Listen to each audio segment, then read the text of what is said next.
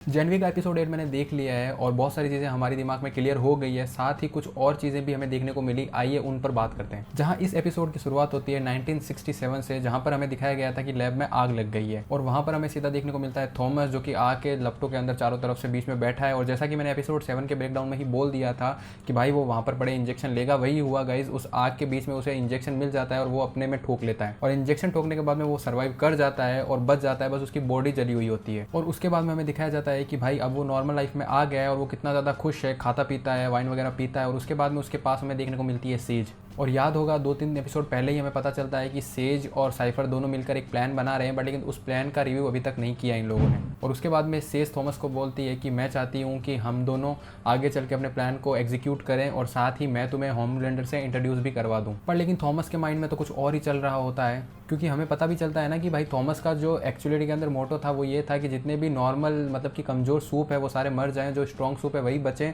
और साथ में वो मरी की जो पावर है उस पर कंट्रोल कर सकें। और इसके बाद में वो चला जाता है नहाने और हमारा सीन शिफ्ट हो जाता है मरी और उसके दोस्तों पर, जहाँ पर हमें दिखाया जाता है कि जो स्टार्टिंग से हम साइफर मान रहे थे वो तो डग था और वो बेचारा बुरी तरह टूट फूट रखा है। उसके बाद में पोलैरिटी से बोलता है कि इसको तो भाई हॉस्पिटल ले जाना पड़ेगा, तो वो क्या करता है उसको अपनी कार के अंदर लेके चला जाता है। और उसके बाद में हमें एक सीन दिखाया जाता है जहाँ पर कार के अंदर वो दोनों बात कर ही रहे होते हैं, तभी ऊपर से आ जाता है ब्लैक नोयर और वो मार देता है साइफर को, मतलब कि उस डक को। और उसके बाद में हमें वो सीन दिखाया जाता है जहाँ पर पोलैरिटी ऐसे कार से बाहर आ रहा होता है, ब्लैक नोयर उसके पास में जाके सेल्फी लेता है और उसको किडनैप कर लेता है। और उसके बाद में सीधा सीन शिफ्ट हो जाता है वापस से थॉमस पे और उसका जो प्लान है वो उसे एग्जीक्यूट करता है, जहाँ पर वो सोशल मीडिया पर एक वीडियो डालकर ये बोल देता है कि भाई एक सेमिनार है जिसके अंदर मैं अपनी रैंकों को रीसेट कर रहा हूँ, अब जिसको भी उस सेमिनार के अंदर आना है उसके पास में मैं लिंक भेज दूंगा, तो तुम ट्रेनिंग ग्राउंड के अंदर आ सकते हो और अपनी रैंक को 1 कर सकते हो।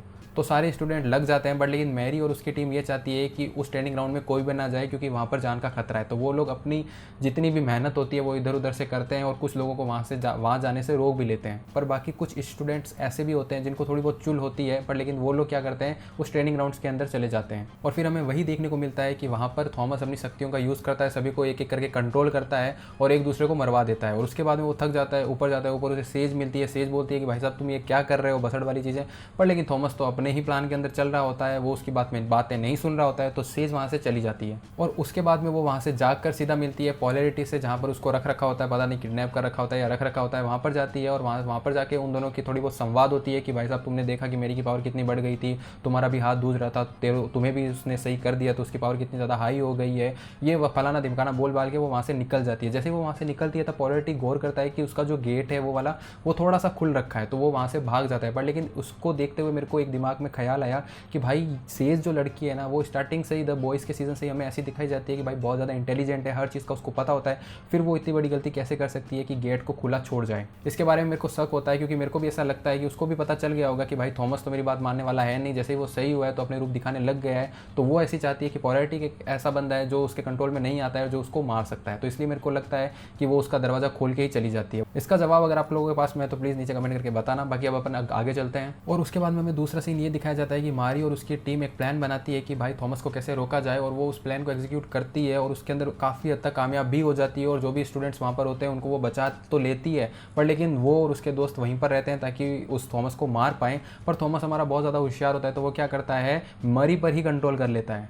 और मरी पर कंट्रोल करने के बाद में वो क्या करता है, मरी से अपने ही दोस्तों को हार्म पहुंचवाता है। और बहुत ज़्यादा पीक पर जैसे ही उसका हार्म पहुंचने लगता है, तभी वहाँ पर आ जाता है पोलैरिटी और अपनी पावर से मैरी को उसके कंट्रोल से मुक्त भी कर देता है। और उसके बाद में वो उसको बहुत बुरी तरह से धो भी देता है। और उसके बाद में हमें लास्ट में दिखाया जाता है कि पोलैरिटी और मरी उसके छाती पे खड़े हैं और वो नीचे बैठा है, और मरी क्या करती है बलून की तरह उसके सर को फोड़ देती है। और फिर पोलैरिटी उन्हें बोलता है कि भाई वॉल्ट आने वाला है और तो तुम लोग यहाँ से क्या कर सकते हो, भाग सकते हो। तो वो भी 4-5 जितने भी मेंबर्स होते हैं वो सारे के सारे वहाँ से भाग जाते हैं, पोलैरिटी वहीं पर रुक जाता है। और उसके बाद में सीधा हमें एक सीन दिखाया जाता है जहाँ पर वो चारों पांचों कार से निकलते हुए दिखाई देते हैं, सारों को बाथरूम लग रखा होता है, इधर उधर चले जाते हैं।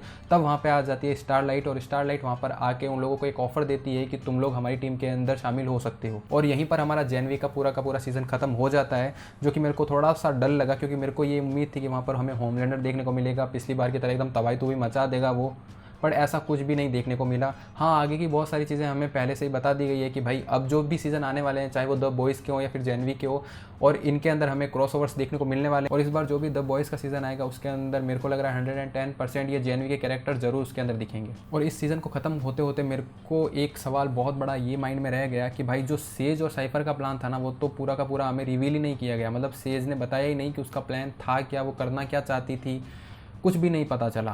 बाकी शुरुआत से लेके अभी तक मैंने सारी चीज़ों का ब्रेकडाउन दे दिया है। बाकी अगर आप चाहते हो कि और भी इस चैनल पे मैं वीडियोस डालूँ तो आप प्लीज़ नीचे कमेंट करके मेरे को आइडियाज़ दे सकते हो कि अब आप लोग क्या देखना पसंद करते हो। बाकी ये वाली वीडियो आपको कैसी लगी इसके बारे में नीचे कमेंट करके बताना। आपके दिमाग में कोई भी थ्योरी चल रही है तो वो भी आप नीचे कमेंट करके बता सकते हो।